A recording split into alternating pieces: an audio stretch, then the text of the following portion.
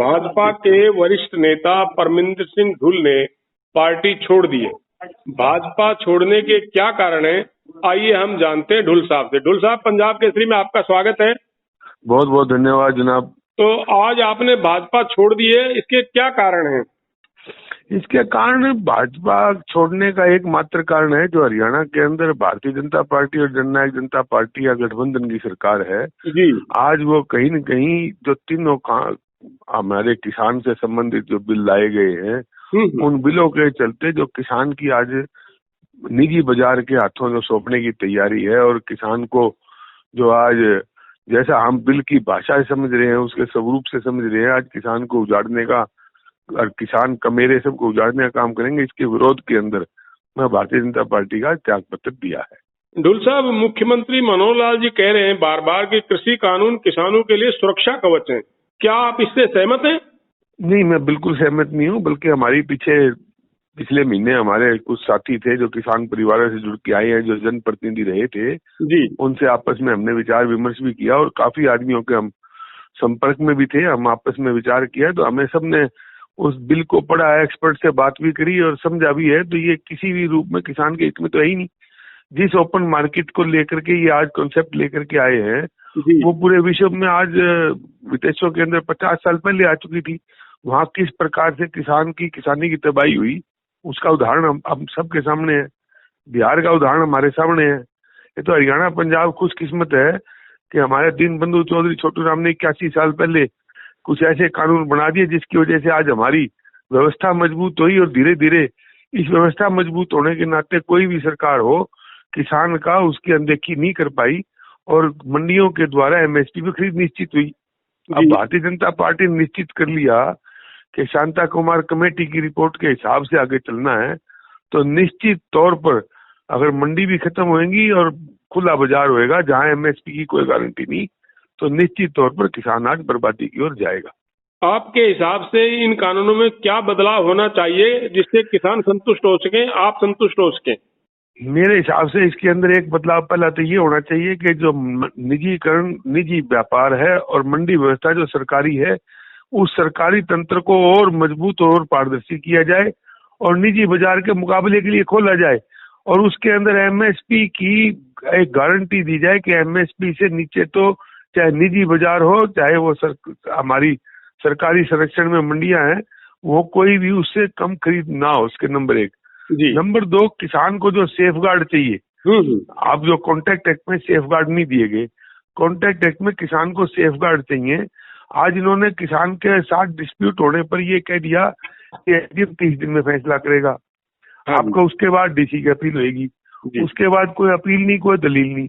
हम चाहते हैं किसान का एक सेफ गार्ड हो और किसान के सेफ गार्ड के लिए पूरे देश के अंदर और प्रदेश के अंदर किसान कल्याण एवं वेतन प्राधिकरण बने। जो ये कृषि मूल्य आयोग है ये भी ऑटोनोमस बॉडी की तरह उसी के अंदर काम करे और उसकी जिम्मेवारी हो कि कॉन्ट्रैक्ट एक्ट के अंदर जो व्यापारी जो बड़ा घराना किसान से कॉन्ट्रैक्ट करने जा रहा है उसके कुछ प्रतिशत जो बैंक रॉयल्टी जिस प्रकार ठेका देते हैं बैंक रॉयल्टी के रूप में उन किसान प्राधिकरण के कोष में जमा हो ताकि किसान का शोषण न कर पाए और किसान की जो फसल का आएगी उसका ग्रेड तय करना है वो ग्रेड तय करने वाले उस किसान प्राधिकरण के ही आदमी हो और किसान के प्रतिनिधियों से वो प्राधिकरण बने ताकि किसान की अनदेखी ना हो। ये सेफगार्ड नहीं दिए गए।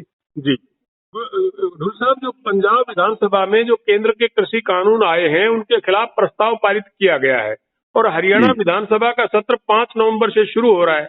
क्या आपको लगता है कि हरियाणा सरकार भी उन कानूनों के खिलाफ प्रस्ताव पारित करेगी या करने चाहिए? बिल्कुल ठीक कहा आपने। हमने जब ये हमारी बात हुई प्रदेश के हमारे मुखिया से और माननीय मुख्यमंत्री जी से हमने अपनी ये बात कही थी कि आपके पास एक रास्ता है कि जो संविधान के अंदर प्रदत्त राज्य सरकारों को अधिकार है कि जो विषय राज्य सरकारों के उसमें क्षेत्र में आते हैं राज्य सरकार अपने राज्य के अंदर जनता के हित के लिए कानून बनाने के लिए उनको संरक्षण देने के लिए बढ़ावा देने के लिए स्वतंत्र कानून बना सकती है। हमने मुख्यमंत्री जी को कहा था तो आज उसी रूप में आज पंजाब की विधानसभा में ये कानून पास करके दिए हैं तो निश्चित तौर पर बाकी राज्यों को भी इसका अगर वो किसान हितैषी हैं सच्चाई में जी। तो उनको अनुसरण करना चाहिए। हरियाणा के अंदर तो इनके ऊपर बड़ी जिम्मेवारी बनती है। जननायक जनता पार्टी चौधरी देवीलाल के आदर्शों पर चली है। हाँ। और चौधरी देवीलाल ने तो अपने जीवन में ऐसे बहुत से मौके आए जब सत्ता को त्याग करके किसानों के हित में आ खड़े हुए, अकेले लड़ाई लड़ी। जी। 16 बार उन्होंने पार्टी बदली। ऐसा नहीं है कि पार्टी बदली, लेकिन मजबूरी में किसान का हित नहीं देख पाए। जी। वो आत्मा किसान का हित नहीं देख पाई, तो उनके आदर्शों पर चलने वाली पार्टी और पंडित दीनदयाल उपाध्याय के आज ये नाम लेकर के जो अंत्योदय की बात करते हैं, तो उन दोनों के आदर्शों को मिला करके कम से कम हरियाणा के किसान को बचाने के लिए ये कानून बनाने चाहिए। ढुल साहब, जो कृषि है वो तो राज्य का विषय है। आपको लगता है कि मनोहर सरकार अपने उस अधिकार का इस्तेमाल करेगी विधानसभा में? करना चाहिए, और जिस प्रकार से पंजाब ने किया है तो निश्चित तौर पर हरियाणा में भी दबाव बढ़ेगा। आने वाले समय के अंदर इस प्रकार का कानून बनाने की संभावनाएं बढ़ती हैं, और हमारा प्रयास रहेगा किसान परिवारों को इकट्ठा करके उनको समझा करके उनके साथ कंधे से कंधा मिलाकर उनकी बहबूदी के लिए जो भी कार्य किए जाएं और सरकारों को मजबूर किया जाए, इस किस्म के कानून प्रदेश में बनने चाहिए। पंचकुला में पिछले दिनों पूर्व विधायकों की एक बैठक हुई थी। उस बैठक में आप भी शामिल थे जी। और बहुत सारे और विधायक भी शामिल थे। इस बैठक में क्या रणनीति बनी थी आप लोगों की? इस बैठक में यही रणनीति बनी थी कि हम अभी पार्टी में हैं और पार्टी के अंदर दबाव बनाएंगे। दबाव बनाकर के जो अहित हुआ है किसानों का, इसके लिए प्रदेश सरकार अपनी तरफ से प्रदेश को किसानों को बचाने के लिए, कमेरे को बचाने के लिए, गरीब छोटे दुकानदार को बचाने के लिए अपनी तरफ से कानून बनाए, ताकि जो व्यवस्था चल रही है वो भी चले। और अगर निजीकरण की बात होती है, निजीकरण अलग से खुला बाजार दे दो, लेकिन प्रतिस्पर्धा के रूप में, और सरकारी तंत्र और मजबूत हो ताकि किसान को एक मौका मिले अपनी फसल का ऊंचा भाव लेने का। साहब, पहले श्याम सिंह राणा जी ने भाजपा छोड़ी, अब आपने पार्टी छोड़ दी है, और कितने लोग आपके हिसाब से भाजपा छोड़ेंगे? हमने तो उस टाइम भी आह्वान किया था, आज भी आह्वान करते हैं, और मेरे को विश्वास भी है कि धीरे धीरे जिनके रगों में किसान का खून दौड़ रहा है वो धीरे धीरे इस बात को समझ करके किसान के हक के लड़ाई लड़ने के लिए किसान के पक्ष में आकर के शीघ्र ही खड़े होंगे। बड़ौदा उपचुनाव से ठीक पहले ऐसा माना जा रहा है कि आपने भाजपा को बड़ा झटका दे दिया है। क्या बड़ौदा के चुनाव में आप प्रचार के लिए जाएंगे?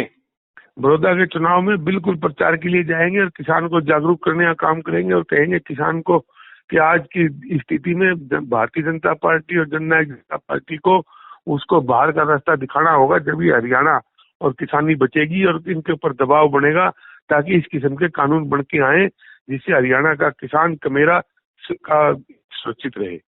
ढोल साहब, ये तो जाहिर है कि आप भाजपा उम्मीदवार का समर्थन नहीं करेंगे, तो क्या कांग्रेस उम्मीदवार की मदद करेंगे या इनेलो उम्मीदवार की जीत के लिए आह्वान करेंगे?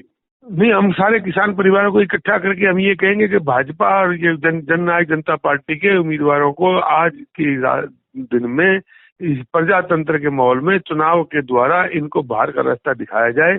वो ये तय खुद करेंगे किसको समर्थन दे करके इनको बाहर का रास्ता दिखाया जाता है, वहां की जनता तय करेगी। हमारा काम है कि उस जनता को प्रेरित करना, किसान परिवार को प्रेरित करना, उनको ये कहना आज वजूद की लड़ाई है, इस वजूद की लड़ाई में उठ खड़ा होकर के किसानों को और कमेरे को बचाने का काम करें।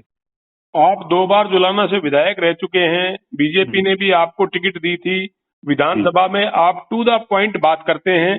आगे की रणनीति क्या रहेगी? किस पार्टी में शामिल होंगे आप? नहीं, अभी तक कोई फैसला ऐसा नहीं हुआ। अभी तक तो केवल हम अपनी सोच के हिसाब से, जो साथियों के सोच थी उसके हिसाब से हम आगे बढ़े हैं। अभी कोई फैसला नहीं हुआ। जैसे ही कोई शीघ्र फैसला होगा तो मैं जरूर आपको अवगत कराऊंगा। शुक्रिया ढुल साहब, पंजाब केसरी से बातचीत करने के लिए। बहुत बहुत धन्यवाद सर।